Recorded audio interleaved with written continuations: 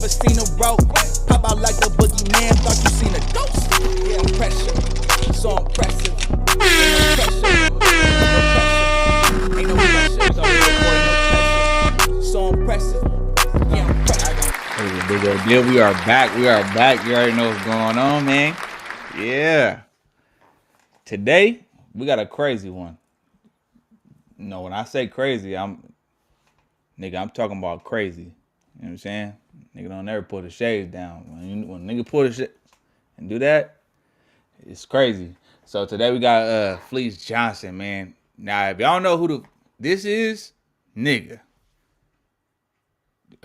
So what's that TV show? Damn, what's the name of it?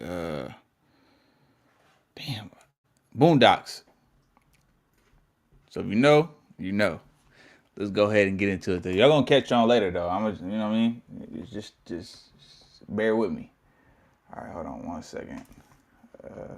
Boom, 1, 2. All right, there we go. All right, man.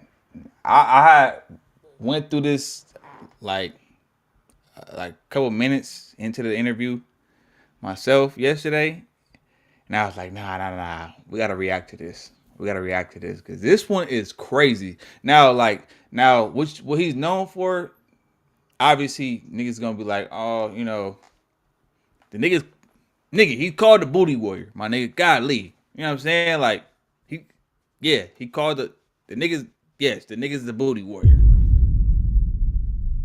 Oh, matter of fact, I forgot he was on Drewski. He was on Drewski. What was that? What was that TV? Damn, not it wasn't a TV show, but could have been Records. So he actually came on there, but there's like a viral clip of him like when he was in jail and shit like that, and then he was also on the Boondocks and stuff like that. But you know what I'm saying? Besides that though, when you hear niggas like his backstory and like why he became, bro, this nigga lost his marbles. Not even like besides the whole, cause niggas don't really we don't care about the booty word, all that type of shit, right? You know what I'm saying? Hold on. We gotta fix the camera, man. We don't worry about that. But it's just his backstory though, like bro, like from when he was a kid all the way till now. Man, I'm telling you, bro, this shit sound like a movie. The shit he talking about that he was doing, and I'm talking about from the time he was like 11 all the way up until like 16 years old, bro. You would have thought this nigga was a grown man. But with that being said, man, let's go ahead and get into it though. So it's Fleece Johnson, man. I'm married too, and the beat goes on. Who you married to? Yeah, I got a wife, but I can't tell you her name. That's fine. I probably wouldn't know her. You didn't know I was married? You didn't know that? I didn't know that. That's actually a really interesting I've detail. been married for 6 years. How's that going? Like all marriages, it's got its ups and downs. You know, you got to fight for your respect. She fights for her respect. We argue. We go through what every marriage go through. You know, arguing, you know, ups and downs. Because we're going kind of all over the place already, but I mean, one of the most interesting things to me about your story is the fact that you actually ended up getting locked up before you were ever able to be with a woman when you were young. So your entire introduction to sex and human relationships was pretty much behind bars with other men. Right, that's true. Do you feel like had everything worked out differently that you would have just been with women your whole life and that you wouldn't have been interested in anything like that? Yeah, I do. I believe it. That's wild because I mean, but I don't want to get into the most depressing stuff right away, but I watched another interview where you were talking about how you were basically having other men come at you from a very early age. Yeah, that did happen. You know, I was molested as a child. What age was that? I was around about 11, 12. And do you feel like that changed you a lot? And how did that change you? It changed me tremendously because at the time, I was having problems with my, I got siblings at home. It's 7 of us in the family. There's four boys and 3 girls. And one day I walked in the room and caught them having sex. And so I said, I'm going to tell on you. So what they did was they all came up with a story. So when my mom and them came home, they came up with something, had me get whooped for something that I didn't do, just to stop me from telling what I saw them do. And so, Man, that's what I'm saying. Like, nigga, he turned, and this ain't even, this is like the beginning. So imagine him, he being like, he's 11 years old, or he probably was younger, but nigga, he innocent, you know what I'm saying? And he, and then next to, and he about to tell on them because you see them doing some shit they ain't got no business doing. And then, like, that's where the rabbit hole just starts getting deeper and deeper, bro. This shit's crazy. Now watch this. Just pay attention. at the time, I didn't have nobody that I can come to and talk to and tell them what's going on and stuff. And then when I got molested, I didn't have a big brother I can run to and say, hey, man, this guy did this to me. Because my brothers now was now against me for me seeing them do what I saw them do. Was that part of a pattern that all your brothers and sisters, like, they were all having sex with each other? And did you feel like this was a consensual It thing? wasn't all of them. It wasn't all of them. Yeah, like you see how Adam tried to like make it seem like it was all, he was like, yeah, all your brothers and shit. Like, nigga, he said literally, like, he was very specific on what he said. And then Adam was just trying to like turn it into like something totally different. Like, he's trying to spin the narrative. Like, nigga, come on, bro. You know damn well that ain't what he said. It was 2 sisters and 2 brothers. They did it. And do you feel like this was consensual, that they had agreed? Yeah, they was doing it. She one of my sisters offered me something, and I said no. Oh, that's And, crazy. That's crazy work. So, I had to live a life, and then I get molested. Now I get paranoid that, somebody gonna see some feminine stuff in me. So I started coming out with an aggressive personality to stop people from seeing that side of me. So Hey, you know what's crazy? Like the psychology, or not? It is a psychology. Yeah, the psyche of people, right? Because I had watched like a documentary about NBA YoungBoy, and it was like similar. Like, obviously he wasn't no booty word or anything like that, but like when you look at his background history, whatever the case is, at some point in time, the nigga got checked into a group home. And in the group home, he was getting bullied on, and he was, and the thing, he was like, he had asked like why he kept getting beat up, like, you know what I'm saying, like he wasn't doing nothing, he didn't understand it, and he was like young as fuck, he was still young as fuck, and then after a while, man, he turned into like a whole beast, and yeah, y'all gotta watch that documentary. It's crazy. Like, he turned into a whole like because he was getting bullied on in the group home. That's what made him. And then one of his homies, like one of his close homies that like taught him how to do a lot of stuff, whatever the case is, he ended up getting killed. And then after that, that was like the last straw. And then he just turned into a whole demon after that type shit. Now watch his story though. I would come out real mean, real aggressive, start packing pistols and all this stuff, and just to throw people off, really, from what I was doing. And then when I got off into that, it took a personality of its own. I actually became that, real tough in the hood. And so it's all in my book right here. Oh, who is Fleece Johnson? Okay, I got to get my hands on that. Yeah. It's all in the book about my life. So I'm getting all these That's whoopings and crazy. stuff, and so to spite my sister them, I said I ain't gonna cry no more. So they told my mama. So she came in and asked me, did I say? I said, yeah, I said it, and I mean it. So she whooped me till her nose started bleeding, and I wouldn't cry. I wouldn't cry. Then my daddy came in. He whooped me until his hands shook. Right. I mean, do you think that that also did some I ain't damage? gonna lie. I'm glad I ain't grew up in that era because nigga, they was getting whooped like they parents was whooping the shit out of them, bro. Like I remember my mom telling me, you know what I'm saying, stories about like extension cords and all type of shit like that. You feel me? Like, bruh, hell no, nigga.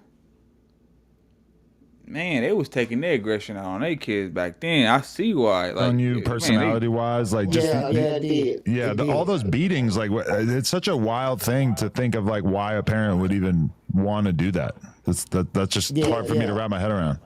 Yeah, back then they didn't have child laws like they got now. Right.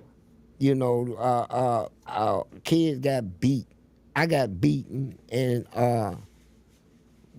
my daddy bought his fist up and hit me in the face because I wasn't crying. When I got out of the hospital, I said I'm ready for round 2, and they told me you don't get whoopings no more. So they killed that.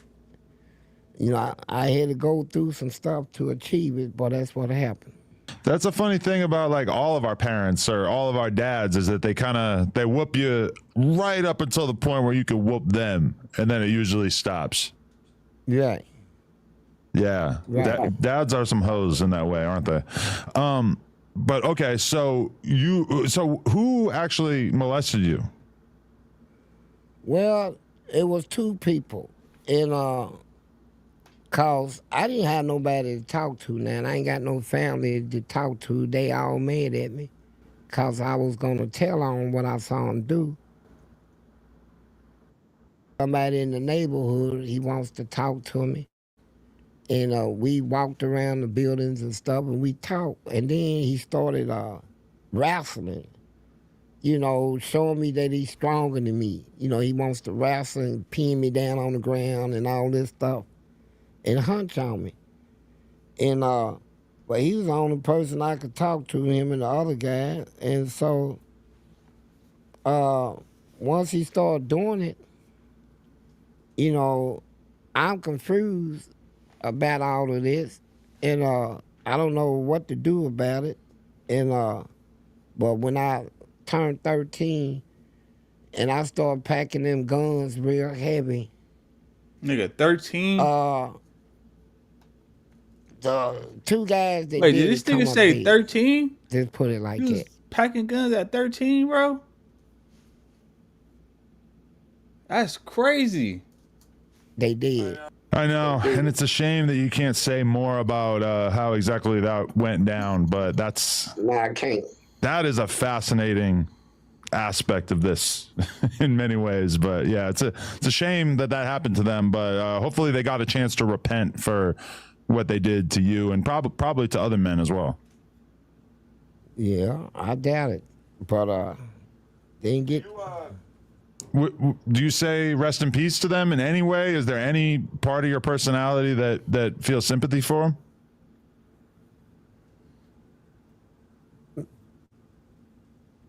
No. No, it's not. No. Hey, man, I feel him, though. It's. Something like that, yeah. I wish it. I don't feel no sympathy. Just put it like that. They got what that was coming to them, and they did. So, but it's still it's something I got to live with and had to live with, and so I feel like in so many words he's saying like he smoked him. Like I feel like yeah, he got them out the paint for sure. And he's like, nigga, that shit. But then it's like bittersweet because it's like, damn, nigga, you made me have to do all that because you wanted to violate me. That's like, nigga, that's some next level violation though. I ain't gonna hold you. Hold on real quick. Yeah, that's like next level violation though.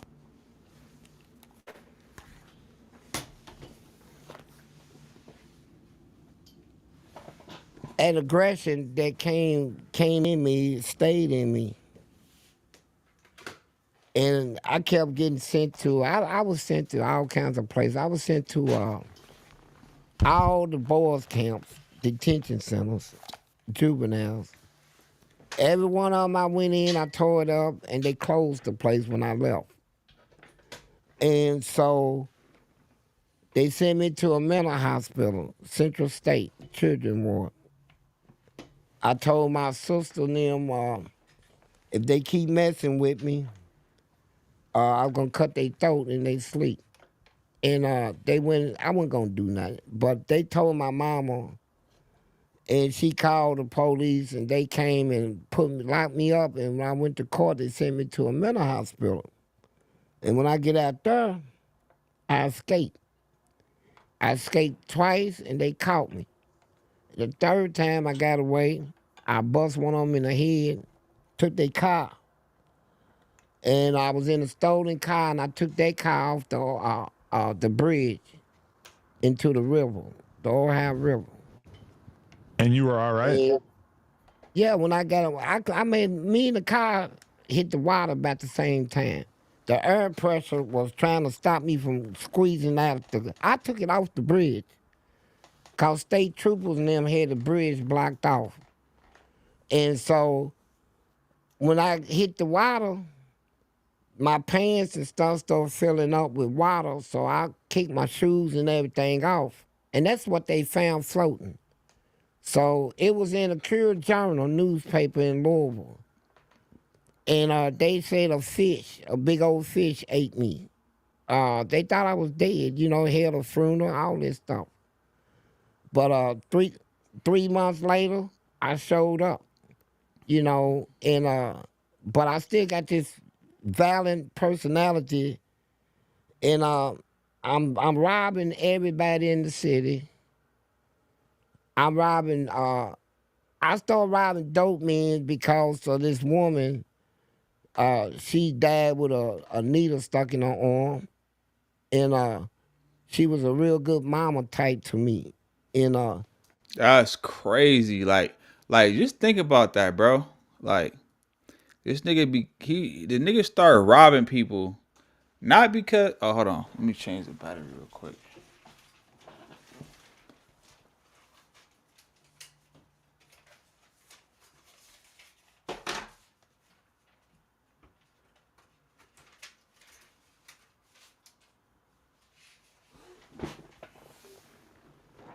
Yeah, so y'all can hear me though. But yeah, nah, like the niggas start you gotta think about it. The niggas start robbing people because one of the ladies that he, you know what I'm saying, that he kind of like looked up to or rock with heavy, he found her dead, strung out with a needle in her arm. Shit, man, I ain't mad at you, bro. Not gonna lie, I ain't mad at you. Let's go. so when I found that out, I said I'm gonna rob all the dope dealers, and I'm gonna throw the dope away, keep the money. And that's what I did. I robbed the whole city, and then I used to mess with the police.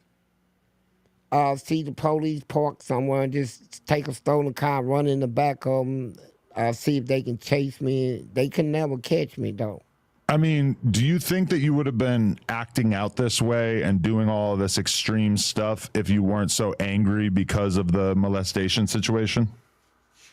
Ain't no doubt in my mind I would turn out just 100% better. With less anger, less frustration, and but all this played out, man, and I kept it. That personality took a turn, and I got in an incident where the police finally blocked the 34th Street. It's in the Courier Journal newspaper. They even had a picture of the car they shot up, say they got shot up worse than Bonnie and Clyde's car. And I was a juvenile, and the whole city was protesting because, I'm a child, and they shot this car up like this. But they knew that That's crazy. I ain't never heard committing of that. crimes all over the city, and they wanted you dead, right? And this is an era before body cams, before security cameras. And I always pick at them. They been after me a while. I go when they change shift. I pull up in their parking lot. I get out of the car, cuss them out, and then peel rubber and make them come after me. But they could never catch me. And but when they finally caught me, they shot the car up. Right. Damn. And then the main police, he stuck a gun through the window and empty. I saw the fire come out, and then no bullets hit me. Well, this police, It's crazy. You know the nigga ain't lying because he got like he's like talking about like detail, like he's talking in detail, talking about I seen the fire come out the gun. You can't fake that. You can't fake that experience, bro. Like that's crazy. And you talking about he was only a juvenile. I think the nigga was only like I don't even think he was 16. I think he was like 15, bro. Imagine that going on a high speed chase at 15 years old, bro. You drive a car. I don't know if he got to that part yet, but you drive a car off a bridge, and right before that they was shooting at you though, shooting, and they said the car was worse. It looked worse than when Bonnie and Clyde car got shot up. That's crazy. I might have to go into that because I didn't know that. I didn't know that even about them. So I gotta probably go into that little documentary. But let's go. he got fired. My daddy didn't want to file no lawsuit. He said it taught me a lesson, some old stuff. But the police come up dead. Just Want me to cut this? later, the police came up dead? Yeah, and so I got charged. Okay. And so I went trial, and then this fat white lady, she said she saw me do it, but at trial she said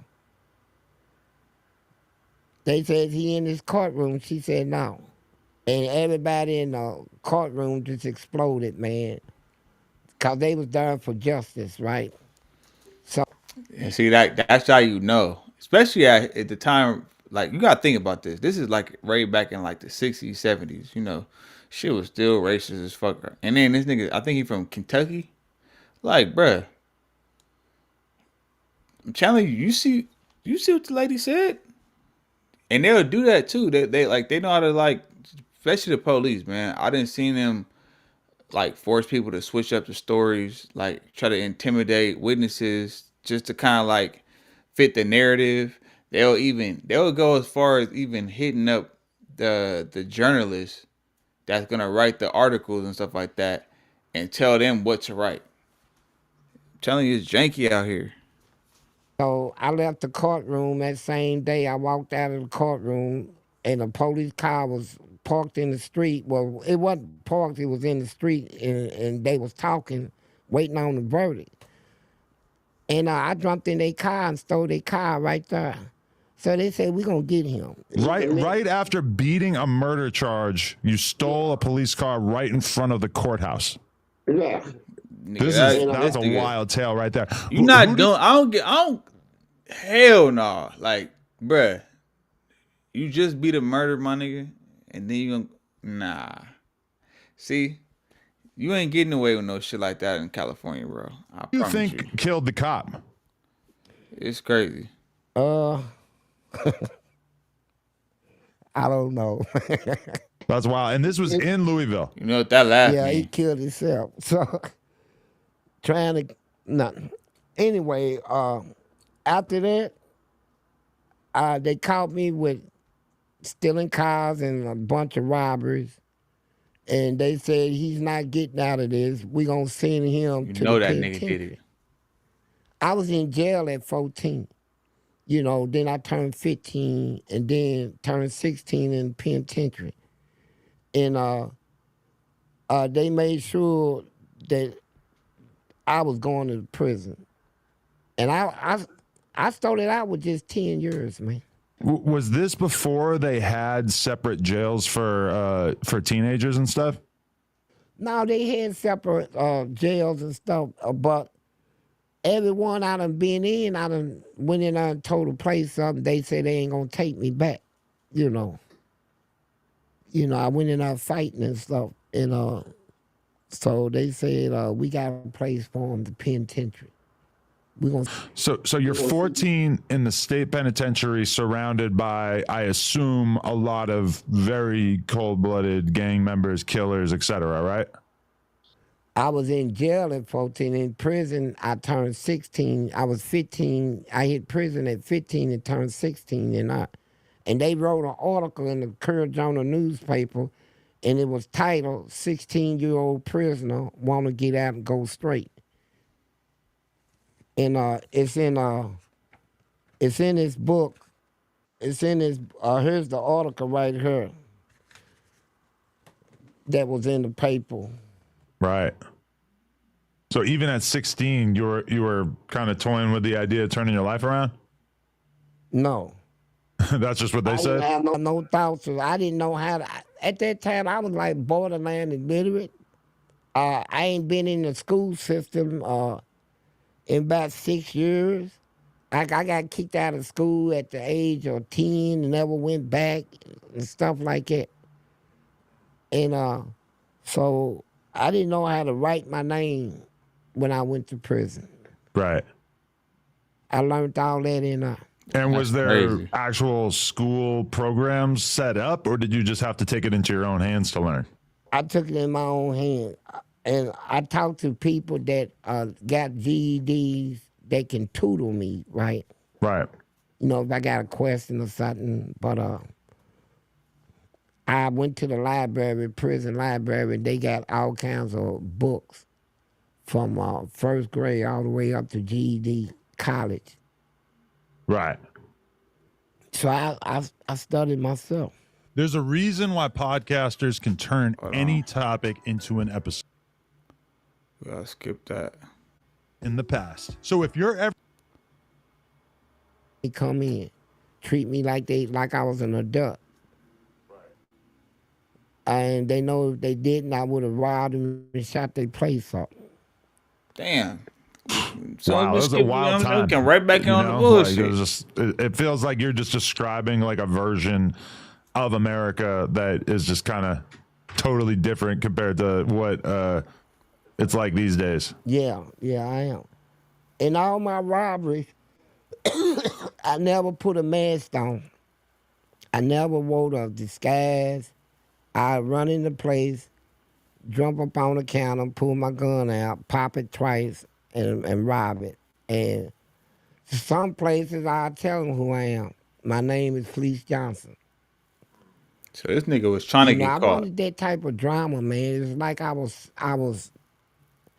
What's been happening to me in my life? I mean, I started off as a real nice child, man. Real nice child. And then I hit prison. And I'm telling you,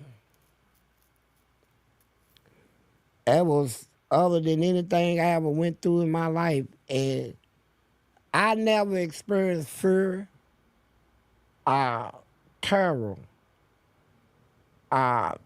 real torture until I hit the penitentiary.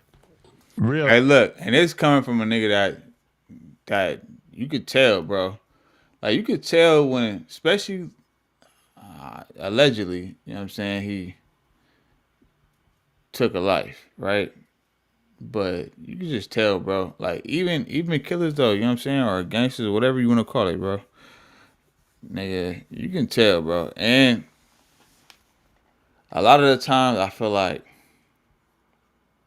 at some point in time, they became that person that they, you know what I mean, that they are, but they didn't start off like that. Like no kids, like you just said, he started off a good kid, and then next thing you know, life happened, and it turned him into a whole monster though. Like imagine being in state prison at 15 years old, bro. That's not even supposed to happen. It's supposed to be, you supposed to be juvenile until you turn 18 and then you go to prison. Bro, you in there at 15 with grown men. I'm talking about Niggas that have been working out for at least 3 years straight, nigga. Come on, bro. And you in there with killers, dealers, all type of weirdos and shit like that. That's man. And what was your first experience with that like? Like, when did you really start to realize how brutal this environment was? Well, I started realizing it when I took a shower. I was in LaGrange prison, and I took a shower, and this big dude named Reggie. I'm talking about, man, he had a big chest, just muscle up, you know. And he was staring at me, and his thing was hard. And Pause. so I got out of the shower, and I told some people, some of my friends, and they said, yeah, he's a freak, man. You better watch him. So one day he decided to make his move, man. He got me in a chokehold from the back, and I'm naked and he's naked.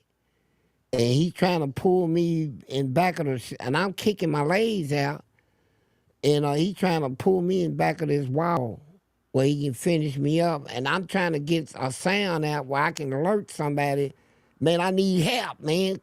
And you're what, 16? Man, yeah. And just so happened, one of my friends walked in there and hollered at everybody, he's getting attacked. So all the dudes running there, so we jumped him. We got him on the ground, and I put some boots on, and I said, go get me some boots, man. And dude brought me some boots. I tied him up, and I put some underwears on, and while he was on the ground, I stomped him so bad, and here's what didn't nobody see. It was duty all over the floor. Nigga said duty. Doodoo. But they didn't know that came from me. The pee and the duty, that man, he choked me till I duty, man. I shit it. And but I didn't want them to know it came from me, so after I stomped him so bad, I put it out that I stomped him till he shit it. But the shit came from me, man. That was my first terrifying experience, and I was saved by the bell on that encounter. That encounter saved me by the bell. But I got to fighting, you know, I got this angle stuff in me. So they gonna send me to the worstest prison in the state of Kentucky called Eddyville. Now, that's where they got the lecture and people crazy. locked up for killing their whole family and stuff. So I went down there and had some real terrifying experiences down there. Right. So, but when you first beat up this guy who tried to take advantage of you, did you get punished in any way by the jail for that, or did that go undetected? No, I got punished.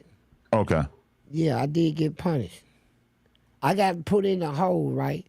But back then, back in them days, if a black person gets hurt, they sweep that under the table. Really? Yeah, I seen. See, look, he was over there really in the South though. You know what I'm saying? Like, you gotta think about it. He was in the South, like, and back when it was like real racism going on, like heavy population, white people, especially in the jails and stuff like that. That's a whole nother time, bro. Man, man. People get stabbed and killed, and they swept it right up under the table, man. Wow. You know, and then if they do go to court, they get something like 3 years. You kill this man, just got 3 years. You know, and so they didn't really care about black on black crime in prison. Really? Yeah. I mean, I could imagine that, like, down south prisons during, what is this, the 90s? Nigga said 90. It must have been No, the 80s and the 70s. the 80s. Oh, shit. But I went in the prison system in the 70s. right. Damn. So, okay. But I mean, think about it, like, racism obviously still kind of thrives down south a bit more than where we're at. And it just feels like in No, the it was prisons, bad. it's got to be as archaic as possible. Man, racism was so bad at this prison. Yeah. And I the first day I entered the prison, I had a fight the first day, man, over some cheese. They had a thing out that if you eat cheese, you're a rat. You know. I said, who put that shit out? And wasn't nobody in the prison eat cheese, but I said I'm gonna eat it. And a table of white guys was calling me rats, and I laughed and finished my meal, then picked that tray up, went over and popped one on me in the head. So, and then I went to the hole, and when I got out of the hole, cause they didn't think I was gonna come out of the hole, cause in that prison, the white dudes ran that prison. I don't care what you say. They ran that prison, and they took pride. If they fought somebody black, they took pride in making sure he don't whoop them. They had a lot of pride, man. But when I got out of the hole, I had a butcher knife somebody gave me, and we all talked it out. And so I solved that Nigga, problem. how the hell you get a butcher knife in jail? I mean, well, no, I'm tripping. I'm thinking of a machete. My bad, y'all. Yeah, cause a butcher knife is what, like, that's like a regular kitchen knife, right? Yeah, I think so. So, all right, no, I take that back. Now everybody's eating cheese. Wait, you solved the problem of people not eating cheese with the butcher knife? How? Yeah, see, when I got out of the hole, see, I done went over at the table, took a steel. They used to have steel food trays back then. They got plastic now. Yeah, the ones that was calling me a rat and all that for eating cheese. So it was like 4 of them sitting at the table. So I'm fighting all of them. So when they locked us up, they was making threats. We gonna kill that nigga. We gonna kill him. We gonna contact so and so in the hole. We gonna have him burnt to death. All this stuff. And so I get out of the hole. I said, yeah, I'll go to the back to the yard. And this old black man said, he said, I don't know who you are, but I admire what you did. He said, I'm too old to fight. He said, but you gonna need this. Gave me a butcher knife. And when I seen them coming, I said, here it goes, man. I know I'm gonna die today, but I'm take somebody with me. So I was walking towards him, then I just say, fuck it, and just broke out in a run and was running at him. And I pulled the knife out. I said, I'm just gonna run and just start slicing, right?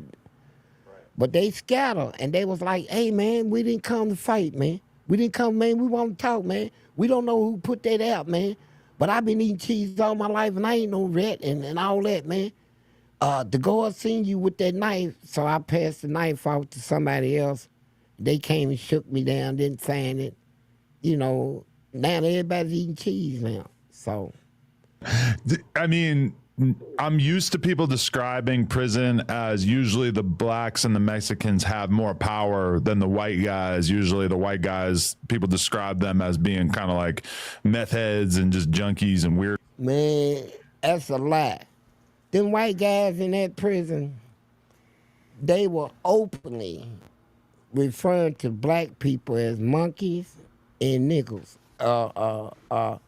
And they would talk it out in the open, and they would dare you to say something about it. They had all the weapons, and like they let them work in the engineering department where they can use a grinder. They was making swords, and they'd come out with a blanket, carrying a whole big arm full of weapons, and then all the blacks are seeing, they scared to death because they ain't got nothing but toothbrushes. And them white guys, they ran that prison. But they ain't never seen nothing like me when I came in there.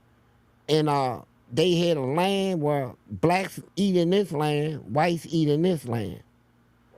So when I got in the black land, I said, there ain't that many people in this white land. So I went over. They said, man, don't do that. I said, man, f you. I got in the land. Yeah, I did. And I got in the... I broke through the color line. That's exactly what I did. And blacks used to eat in the back of the kitchen. They eat in the middle and in the front. I set a tray down in the middle. Guy said, that's reserved. I said, yeah, for me. And I broke through all that. And so what really saved me in prison was, now I'm getting through with all of this, and really I ain't been tested, really tested. Like hands. Like anybody can whoop somebody with a weapon. I'll stick them, I'll stab them, but ain't nobody really tested my hands yet, right? And so I started fighting the guards, and the guards in that prison was killing inmates. And they said if you cuss one of them guards, they would beat you to death. So I said, well, I'm gonna do something worse than that. I'm gonna throw a 5-gallon bucket of shit on them, and see what they do about that. And I started doing that. And to my man, I don't know how it happened, but I changed that whole prison mind frame with a cup of shit. Everything. I'm serious. Were you They the was- first person in that that prison ever- to start that doing that ever kind of did shit? that. Yeah. I'm the first. Okay, so The first. there's a new strategy that we've had. Like Rico Reckless is a rapper from Chicago who kind of famously went viral for talking about this, but they would call it the Glock Dookie, where basically they would get Nigga, this is why you don't go to jail, y'all. My nigga said, like, this is you hold on, my bad. You can't go to jail. You know what I'm saying? Nigga said a Glock Dookie. They throwing Glock Dookies everywhere. Man, stay out of jail, y'all. I'm telling you. like a water bottle, fill it with shit and piss, and then they would just keep it right there. And if you tried to with them, then they would be able to like spray you with it. Or you take that, you walk down on somebody, you say, hey, give me your noodles, give me whatever that you have that I want from you, or else I'm about to hit you with this. And that's kind of a way that they do battle in there. Yeah. But here's something that they didn't know. I was so top of the line with this. If you take shit and piss and put it in a bottle and then put milk in it and screw the top on it, the plastic would expand. Eventually, it would explode. It would actually bust like a bomb. I wonder why. And because it ferments because of the duty mixed with the milk. Okay. The milk, the sour milk in the pea. It makes it ferment and it would explode. So I started making bombs. Yeah. I said, I tell a guard, you gonna bring me some cigarettes in there because they stopped smoking at the prison. He said, I can't do that. I said, well, you be wearing this shit. And I would take one, yeah, and they would bring it. Every time they would bring it. Because they didn't want to lose their job, first of all. Right. By bringing in cigarettes? Yeah, they didn't want to lose their job. And at the same time, they can't put their hands on me when I throw it on them. That was my advantage. All they got to do is write a report that he threw it on me, and I will put magic shave in her, which makes it really stinks, and then broken glass, and the magic shave will make your hair fall out. So I had a psychological effect, and I'll take a broomstick and chop all the lumps out to make it real thick like a milkshake. So when I throw it on you, and you rub, you just smearing it on you, and the glass is gonna cut you. You're gonna think you got a disease, and then when your hair start falling out, you're gonna go through a mental thing. So I made about, in my 40 years, I made about 80 girls quit their jobs. Did it ever Nigga, cross your what? mind? This nigga made a Glock Dookie bomb, bro, with glass in it. What the fuck? This nigga was next level treachery, bro. What the Just- hell? Holy like, look at the kind of person that I've become. Not even the fault of your own. Like, these are survival mechanisms. But did you ever take a step back and just look at this and just think, like, look at what has become of my life? Man, I did that many times, but I knew I had to continue. I'm in a situation, once that wheel gets to turning, like I do something to you, and you an officer, so you going to come and do something back. And when you do something back, that's going to make me do something to you for what you did to me. And then the wheels just keep coming. And then you got inmates in there you got to fight, because you got inmates that are done cater into the guards. Like, they give inmates TVs, radio. Tell them you can have a TV, the radio, PlayStation, other little things, and these are not rights. These is privileges. So they can take them at any time. They can't take your rights, but they can take your privilege. So anytime inmates start getting real bad, they'll tell the other inmates, we gonna take y'all stuff if he don't calm down, and try to make inmates fight each other, right? And them guys, they got time to do. They got forever. Some of them ain't never getting out, and they cherish what they can get, that is good. But every time you put me on one of them walks, everybody said, oh, Lord, look who they just put on the walk. Fleece Johnson, please don't come on the walk and start no trial. I said, I'm going to do whatever I got to do. And y'all do what y'all got to do.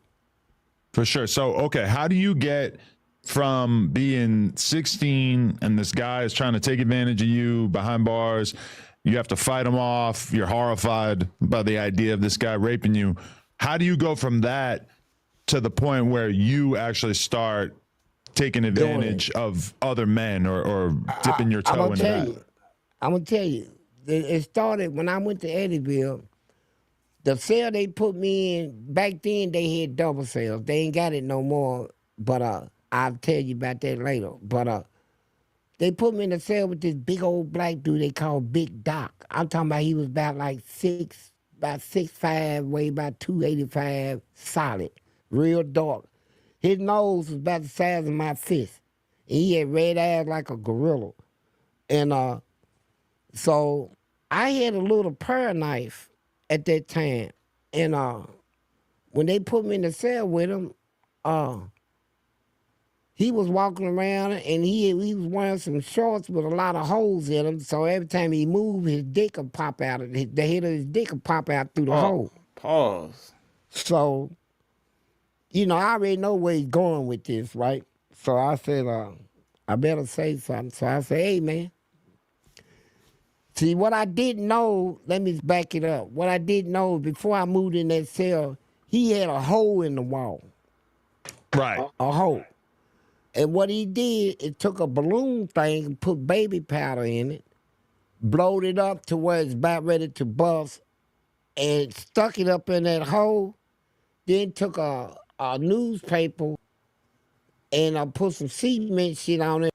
And when it hardened, he taped it over and then painted it, where you can't tell it's there. It looked like the wall.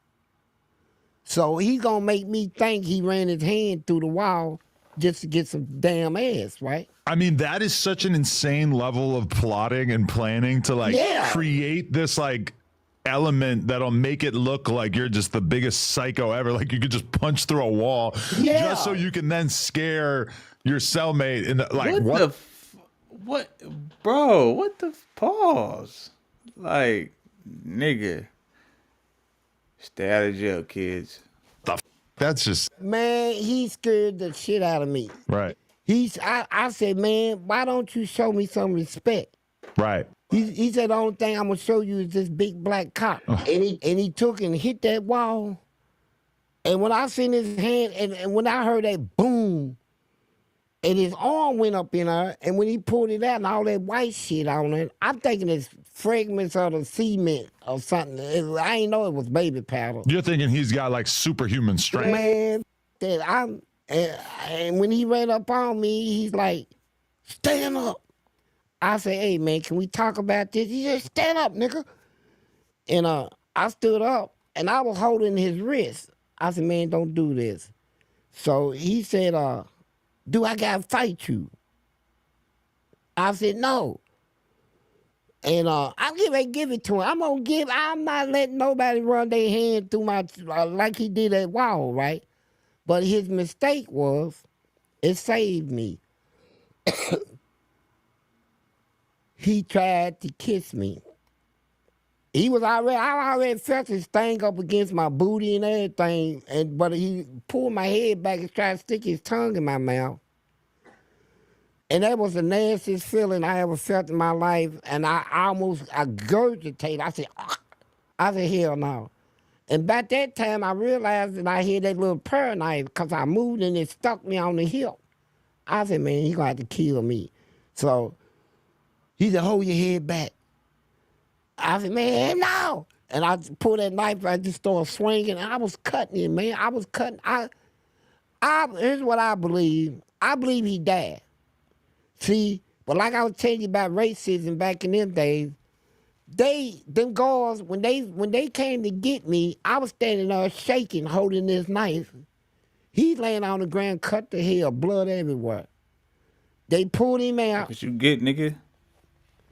They pulled him up out of there. They took me to the hole, and I'm thinking I'm getting ready to get a lot of time. But when I went in front of the disciplinary committee, they say, we know who he is, we know what he does. You'll never see him again. And they let me out of the hole that day, then dropped all the charges. Now, when all the inmates heard about this, they like, oh boy, that little young dude there, boy, you don't want to mess with him. But they don't know. I was right there. I was getting ready to give it to him. So why do you think he was dead? Just because they said you're never going to see him again? Yeah, I never did see him again. I don't, and all the prisons in my state, I was sending letters to people. They said, no, nobody like that came to this prison. So I don't know what happened. That's crazy. I feel like nowadays you would just find out, you would hear about it. But I guess at that time, shit just got lost. Yeah, That's crazy. They did a lot of secret stuff, man. There was a lot of stuff that happened, like dungeons. Like torture style dungeons. They was hiring people to break me. They hired this man. He did 21 years into the military interrogation. He was a captain over the interrogation of the enemy. They hired this man to come into prison and break me.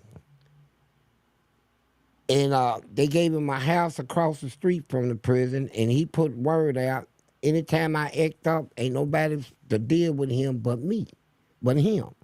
So he did waterboarding with me. But I tricked him on that because when I was in the hole, they gave me 12 years in the hole. Well, 27 years, I ended up doing 12. And ain't nobody ever never did that type of time in that prison, in the hole. You spent 12 years alone.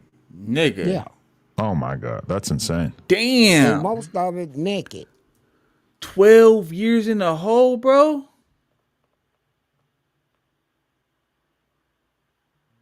Nigga, what the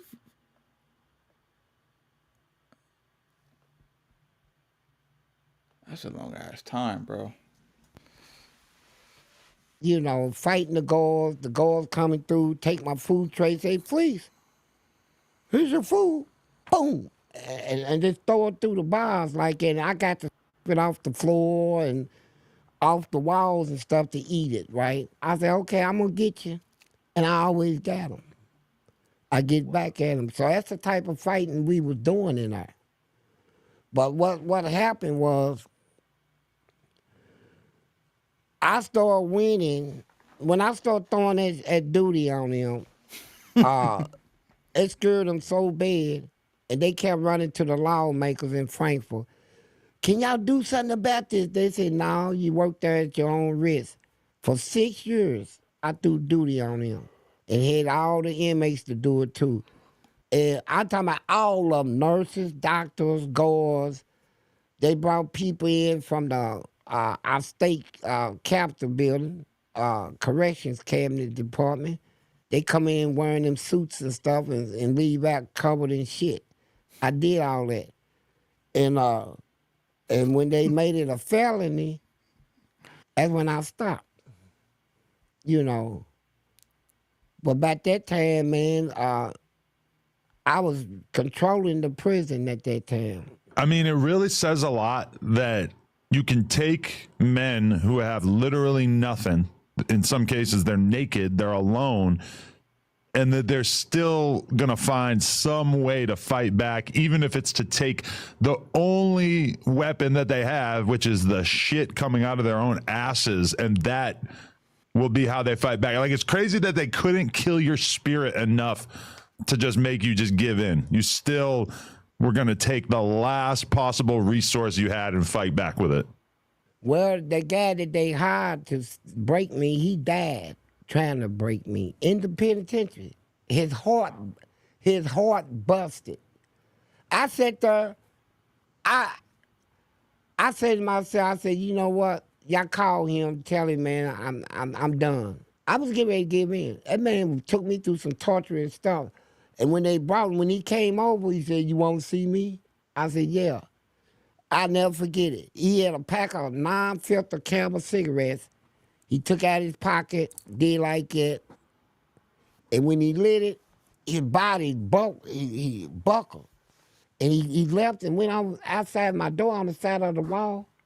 I said, oh, shit. Something is wrong with his heart. And when he came back around that corner, I said, I'm going to tell you something, man. If you don't leave me alone, I'm going to bust your heart. You'll die messing with me. And I spit in his face, and it was on. So we went through another big fight, and then 3 days later, they come through, said he died. He was dead. Okay, but so That's crazy. when you just told This that nigga story. must just got like the best luck in the world, cause like what the fuck, like this nigga went through a lot of stuff. Like damn.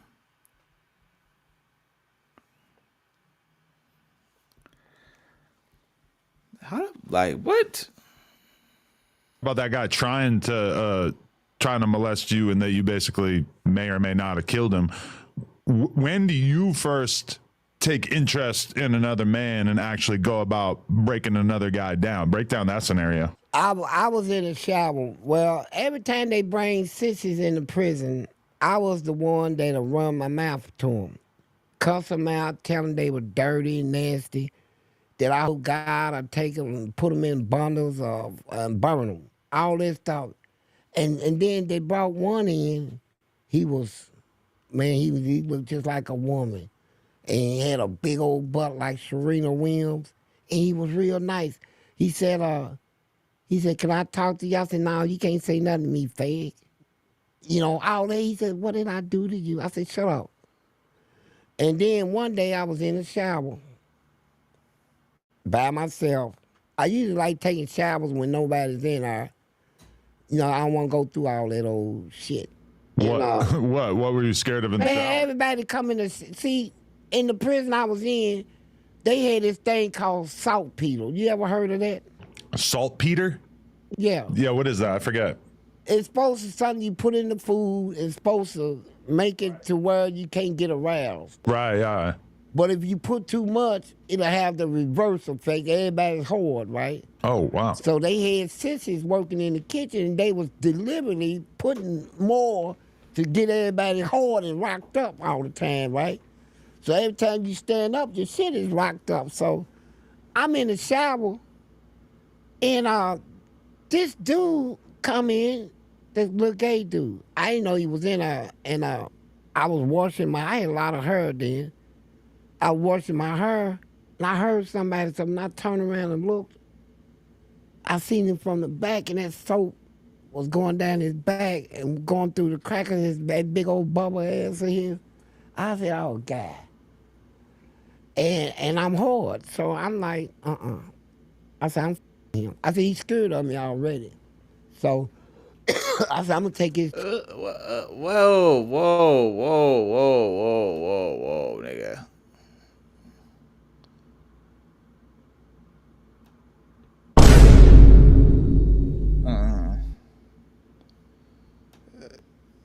He's a little too excited saying that. Oh, pause, nigga. What the fuck? Hold on. Skip a little. Skip a little further, man. Like, what the fuck? Hell no. My child somewhere where I can get some visitational rights, and he just looked at me like saying he's sick, you know. And he had a therapist and this lady, she said, well, I want to talk to you, Mr. Johnson. I said, about what? She said, about your child. I said, what about my child? You don't have, I said, look, man, who's this bitch? And I'm ready to go off, right? And it took me a day to take me through a whole bunch of mental stuff before I realized that he wasn't pregnant because he put something up under his T-shirt and made his belly big. And when I tried to touch it, he said, get away from me. Don't you touch it. You ain't got the right to touch this baby because you the one to say you didn't want it and you let everybody tell you I wasn't pregnant. But nigga, you looking at my stomach right now. What you think now? I cried everything, man. So he was just on some crazy shit, or was he just looking for attention? He wanted to be a woman so bad. Oh wow. That he staged that little scene right there. But it took me through a lot of mental stuff. But and that's where we leaving it. Cause hell no. Nigga, what the fuck? Don't go to prison, y'all. Don't go to jail. Stay out the streets. Nah. Stay out the streets, nigga. Nah. Stay. What do you mean by that? No. Stay out the streets. Don't go there. Don't even go home. Go home, nigga. Go home.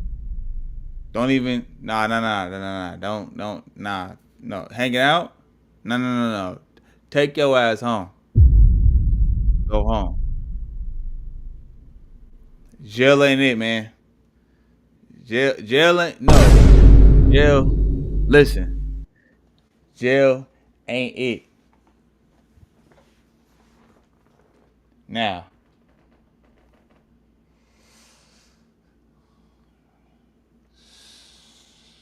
Shit crazy, man.